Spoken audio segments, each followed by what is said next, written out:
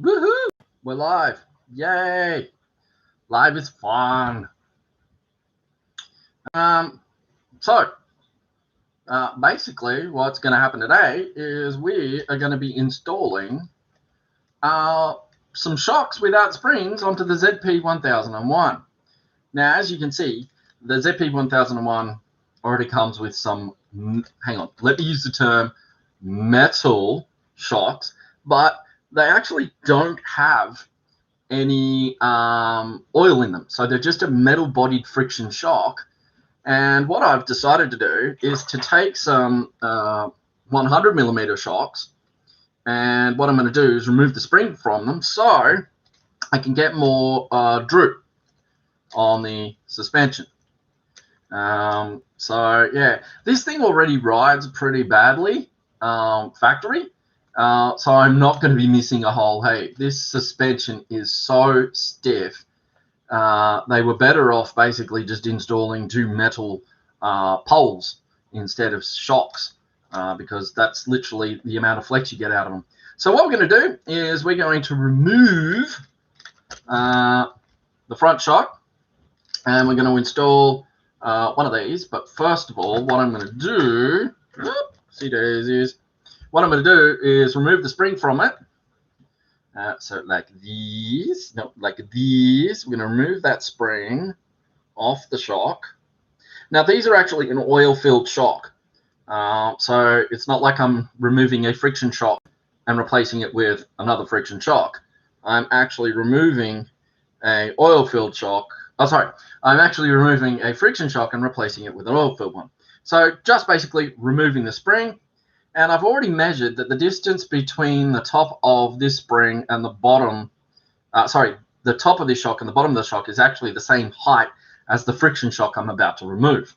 Now, my only fear is when I do this is whether or not the drive shaft is going to drop out of it. That's my phobia at the moment, is if I get so much droop on this suspension that the drive shaft is going to drop out. So let's get that front wheel off. Everything on this thing is assembled with Phillips screws.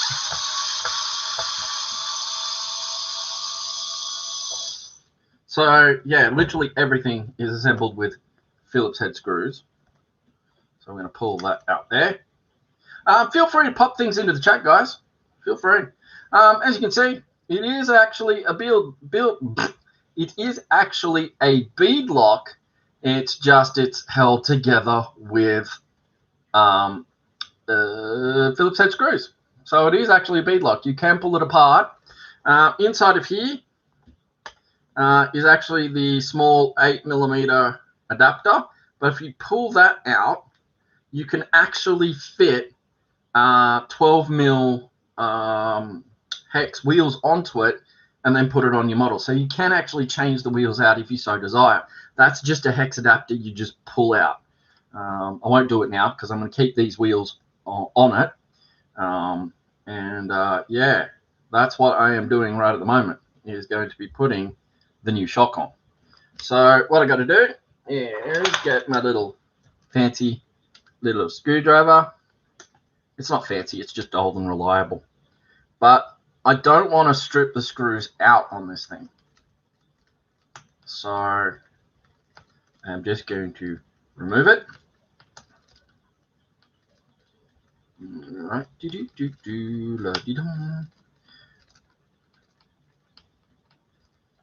Okay, so that's the top one.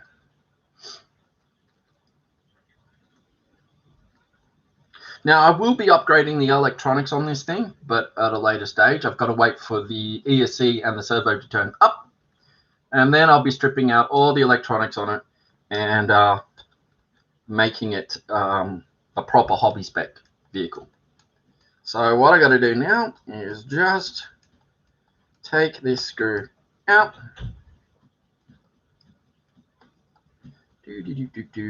Now, as I said, my fear is that once I've installed the droop shocks, the drive shaft might fall out the front. That's my fear.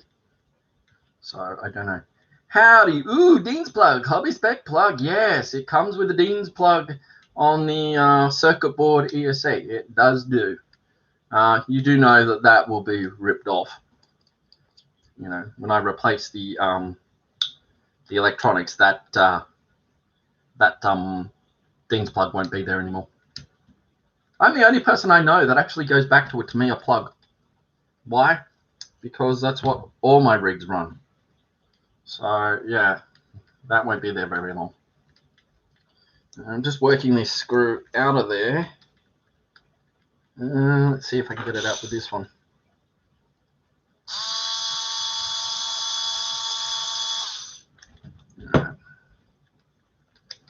Wiggle it just a little bit.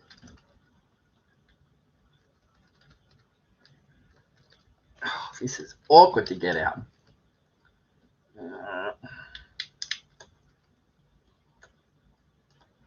Come on.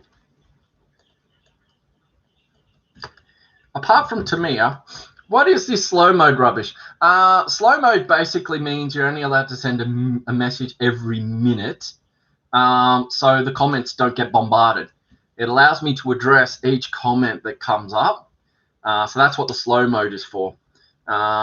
It's because sometimes people have been posting just random comments on the thing, and then all the chat gets really busy and I miss things. You know, like some people actually, you know, type in legit stuff, and I'm misreading the comment. And then they're like, you didn't answer my question the last time you were on your live stream. Well, that's because I didn't read the damn thing. You know, so that's why, you know, that's why that's there, is to slow things down and make sure that I can actually keep track of the chat. Yeah. That's pretty much it, really. So I can keep track of the chat. That's why slow mode is on. And it's a really handy thing. It just means that I can, you know, if I'm busy working on the truck and someone posts up a comment, then I don't miss it because it's not getting pushed up and pushed up and pushed up and pushed up and pushed up and pushed up and all that. So yeah, slow mode's a good thing. I've got the shock. I've got the screw out, but the it's just not coming out. This is annoying. Really annoying, to be honest with you. It's like, why won't you remove? Why won't you come out, sir? It won't come out. That's annoying. So yeah, that's what slow mo is for. So I can keep track of the chat. For my benefit more than yours.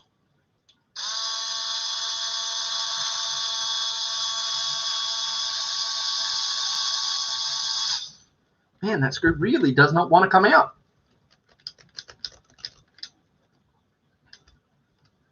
It's like, this is what always happens with me every time I do a live stream on something.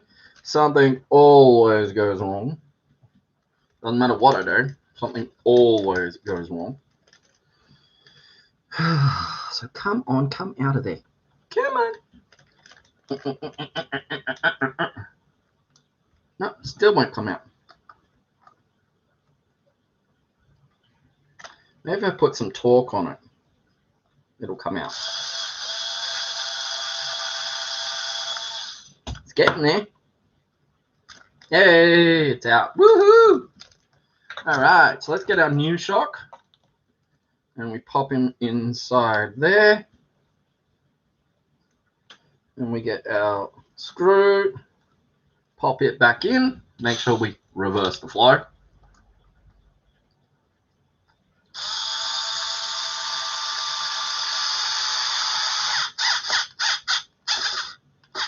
Done. We get our top shock mount done. Up we go, a little bit of compression there. And it goes up and we go in. Okay. I can actually probably use this on this screw now that I've got it out. Won't strip it, putting it back in.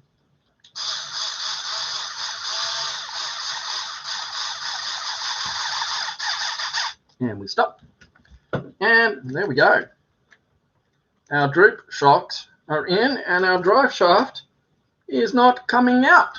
That's awesome. Excellent news. Okay, so now get our wheel and tire, pop it back on. And then we do the same to the back.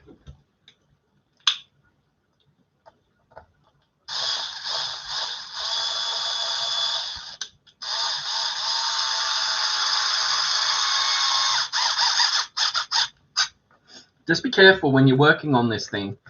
Don't strip the screws. All right. That's good. Check that out, guys and girls. Check that out for some Flexorama. Look at it. Nice. That's a lot more than factory, that's for sure. A lot more. And the ride height is basically the same. No change in the ride height. So out with the 70mm toy grade shocks and in with some hobby spec ones. Nice. It's going to go good.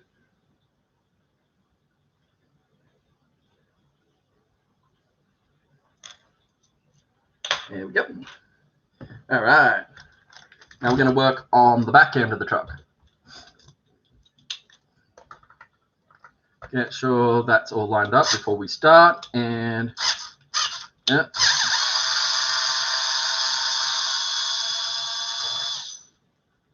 Okay, off that comes. Now, I'm going to be very gentle here because I do not wish to strip the screws.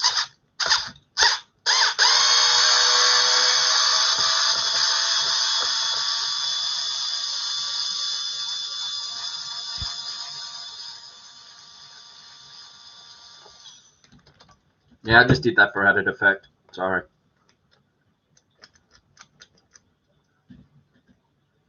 Now, I know some of you are going to ask me, well, what's inside of that stock shock? Well, I'll show you once I pull this out and get this all done. All right, that's that one done. Moving on to the next. I only had 2 people watching this stream, and then all of a sudden one drops off. Oh, how deflating. But I know some of you guys will watch this in playback, so that's all right. I'm good with that.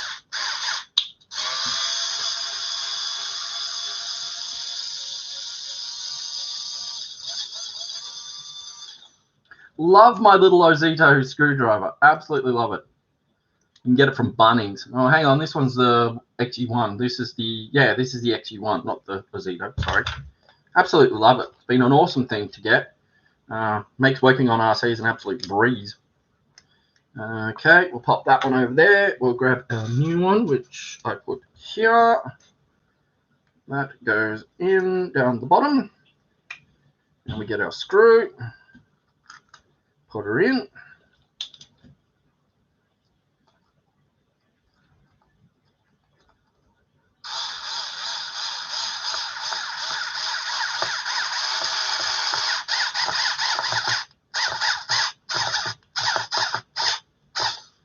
Okay, that's in. That's good.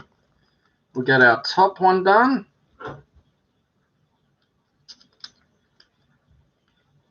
Making sure that we actually get it through.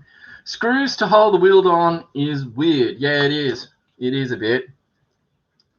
It is a bit. I will admit there, Loud. It is a bit weird.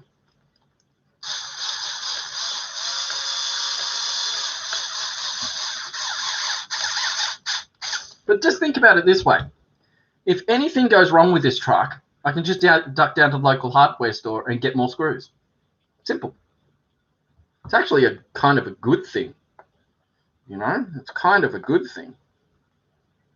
But yeah, having them to hold the wheels on, kind of odd.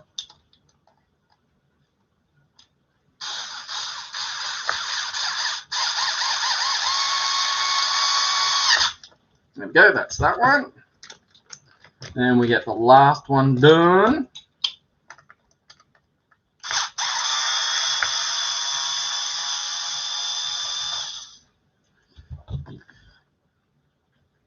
So the main reason why I'm doing this is basically when this thing goes onto the trails, it's already going to ride really bad. So doing this whole droop shock thing isn't really going to mess up the ride any, really. All it is just going to make it drop down onto terrain a little bit easier. So yeah, I'm not really going to be losing anything as far as ride handling is concerned, because it already rides really badly anyway. All right, let's get it. That screw is really tiny.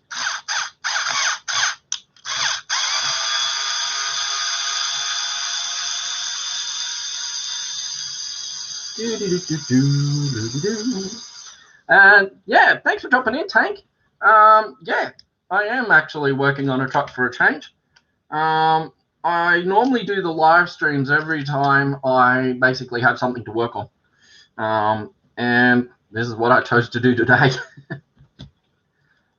So yeah, it's a toy grade RC, but oops, wrong way.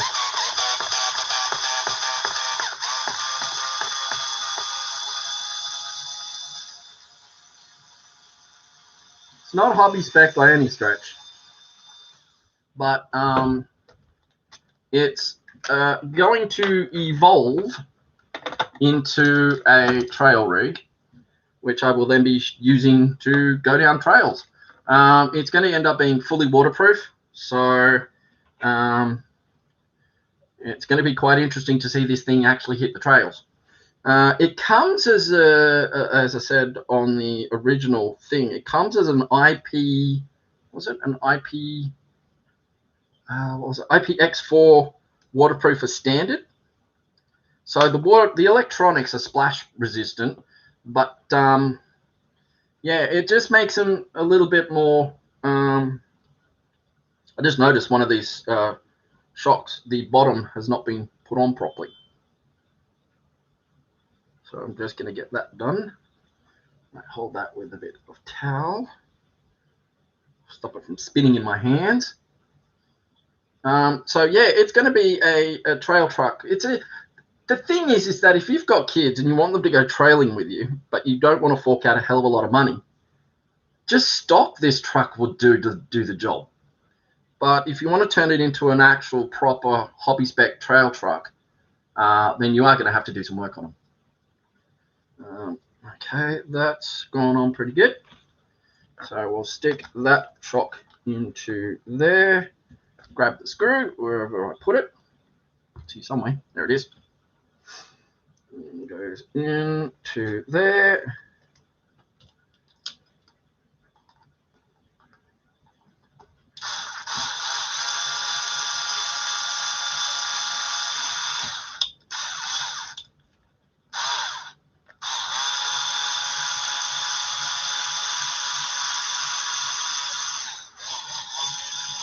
Oh, I missed the hole. That's what she said. All right, let's try that. See if I can get it started manually. And yep, that's going in. Cool. Now I can get the electric one and put it in.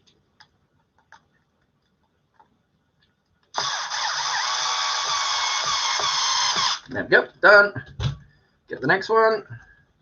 And we line that top shock hole. Now, you're probably asking, aren't you supposed to have those swivel little ball jointy things in the top? Yeah, but they don't fit. They don't fit into the factory shock mount. If you're using aftermarket shocks, they won't actually fit. You'd have to pull the standard balls off the existing shocks and get them somehow mounted in. But yeah, they don't fit. All right, that's going in a little bit cattywampus, so we'll just fix him up. All right. Oh, sorry. It's a bit hard to get this thing on camera when you've got such a narrow workspace to work in. All right. Okay, in we go.